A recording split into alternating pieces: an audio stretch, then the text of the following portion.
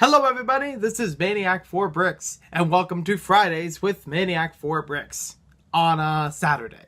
Yes, I do realize the irony of the name of the video series. It's not always premiering on Fridays, and that's because I have some technical difficulties every so often that keeps me from getting the videos out in a proper time. For example, I had a video planned for yesterday and I was about halfway through editing it, when all of a sudden, all of the visual went away. Like, I couldn't preview it, and if I were to transfer that file and render it and all that, it would have just showed a black screen, but kept all of the audio in between. I really don't know why. I'll fix that with my editor sometime later. Hopefully next Friday we'll be better off. So, as far as this one goes, I had to record a new video, but I'm still really excited about talking about this topic. As you guys have seen in the title, it has to do with face reveals, and it's something that everyone at one point or another on YouTube, and not even just in the LEGO community, has to consider when it comes to being a YouTuber and making YouTube videos. For me personally, it wasn't always my face on camera. It seems like it's on there all the time now, but it's something that I've become comfortable to, and I still get to show whatever I need to in the frame. Right now, it's just about me talking about my experiences, so it makes sense I'm in the frame. But when it comes to when I do LEGO reviews, or LEGO mocks, or town updates, it's still going to be LEGO shown in there. This is primarily a LEGO channel with some other toys here and there, and even some video games from time to time. But it's also my personal experiences and development of all of these hobbies. And that's what I think is probably the most key thing about face reveals and having a face available on a YouTube video. The face is what people will recognize, and they'll get to learn about the person, especially more closely if they get to see what they look like, or some figure that represents them. I know that I've talked about sig figs before, and that represents individuals in the LEGO YouTube community, and it still does a good job of that. No problem if you want to have that as the way of showing yourself. I know many people do that, and, well, there's no problem I have with it personally. I know that some people may be here or there as far as showing them or seeing them on other videos. And, honestly, I think it's really just a personal preference.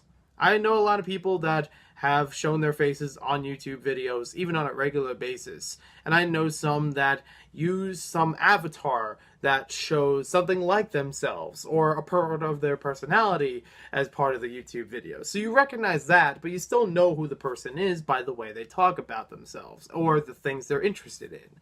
I even know some that, like in the review format, they'll just show whatever the LEGO is on camera, or whatever topic it is, and rarely have anything to connect with the audience as far as a face or a figure or an avatar about themselves. Again, it's a personal preference. I'm not saying any of those are bad choices. They're all based on what the person is interested in and what they would like to publicly share with other people.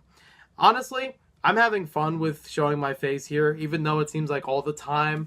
It's something that over time I have been a little iffy about. When I started 13 Hammer x 62, there was actually a video very early on where I introduced myself to the YouTube space in, the way I look. So I will actually show that clip in the last half of this video.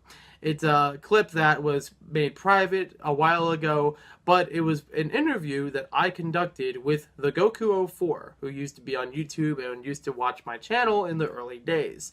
He was interested in what I had to talk about as far as LEGO, so he wanted to do a Skype interview with me, and he recorded it off of his iPod. So it's maybe a little bit iffy in quality, but I still thought it was kind of interesting to share, especially when it's something that's only been in the public space for a very short amount of time. And it is something that I've been able to obtain through him, so we're all good with showing it on here. I honestly do enjoy seeing people's faces when it comes to YouTube videos, because you really get the expression of what they're talking about, and whether or not it's about LEGO. So personally, I'm okay with how anybody wants to express themselves. I do like seeing people's faces because it's something easier for me to connect to, but I still follow plenty of people that may animate a version of themselves or have a sig fig that illustrates themselves, and that works just as fine.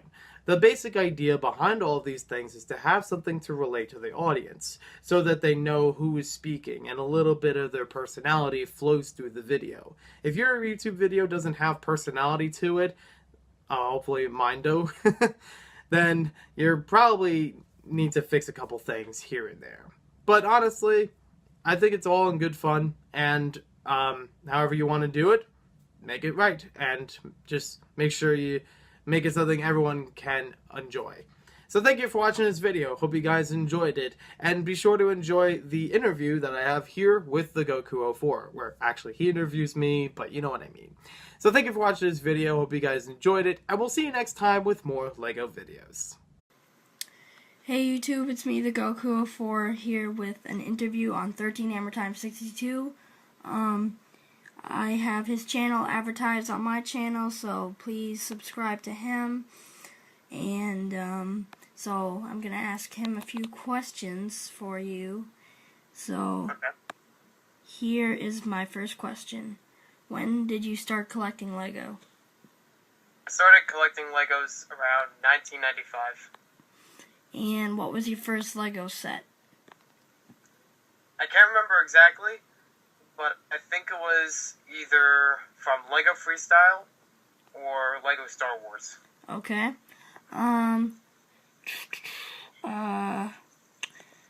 What is what are some tips you would give to people who just started doing Lego reviews? I have a few tips for people who would like to do Lego reviews. Number one, be original in how you present your reviews. Number two, be clear so that people can hear you well and understand all the information that you give them. And number three, try to make several reviews.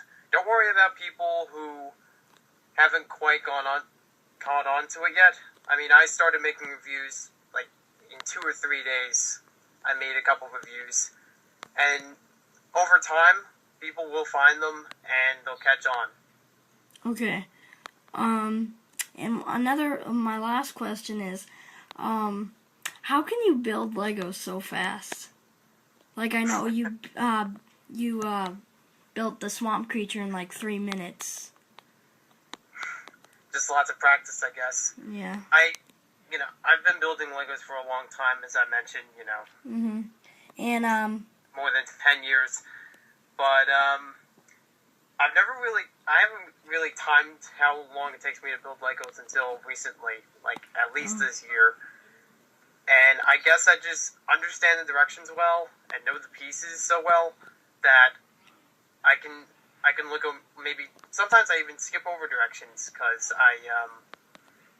I know what the next part is, so I start building that instead. okay, I have a couple more. What is your the largest set you own? The largest set that I own is I'm trying to remember the name exactly, the Republic Cruiser from Star Wars. Oh, okay. And what's your favorite theme? Oh, that's tough.